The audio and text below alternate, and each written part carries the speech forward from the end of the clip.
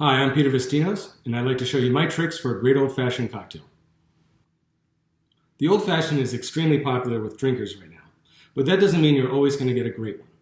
Too often I find this drink to be hot and boozy, too watered down, or too sweet. This last one being the most common, I often get a very sweet or syrupy old-fashioned, and that shouldn't be the case.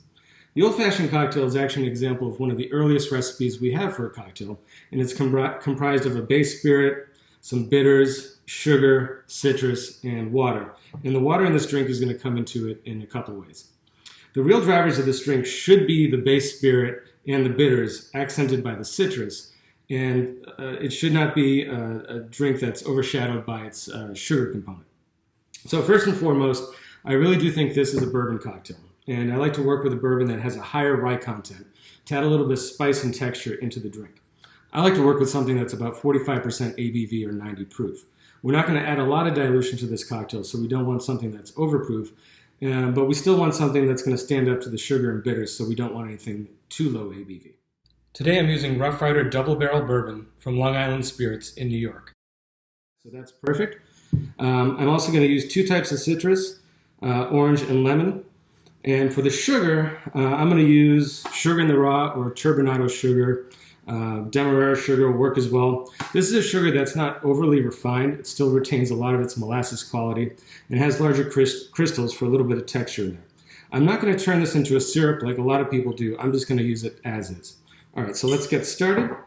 My rocks glass, and I'm going to build this drink in the glass. I'm not going to stir it in a mixing glass first and transfer it to the glass. This is a built cocktail that we're going to do right into our rocks glass. First of all, I'm going to start with half a teaspoon of my sugar right into the glass. Good amount of aromatic bitters. Angostura is probably the most common and the one you're most familiar with. I'm using 1821's Prohibition bitters. And don't be shy with your bitters. This is really like, think of it like pepper in your food, but don't be afraid of it.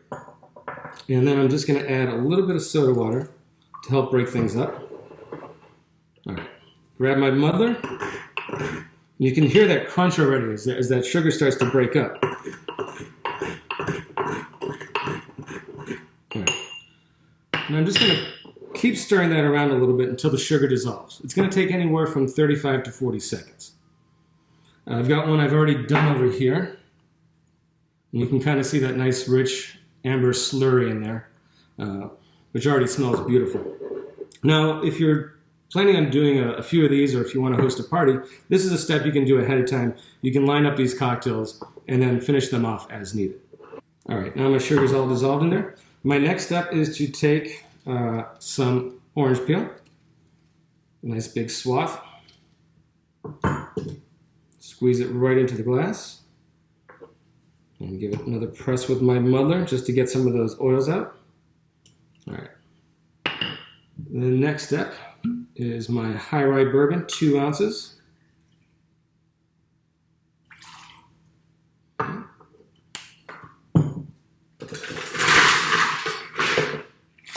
a little bit of ice. This is the second part. This is the second step where water is coming into my drink. Just going to stir it a little bit to dilute it, not too much. And then I'm going to top it off with more ice. Give it a nice stir to let everything settle down. And finally, I'm going to finish this drink off with some lemon peel. This is just going to add a little bit more lift to the drink, as well as contributing its beautiful lemon scent. So squeeze it across the top, around the edges, and just drop it right in. And there you go, my recipe for a great old-fashioned.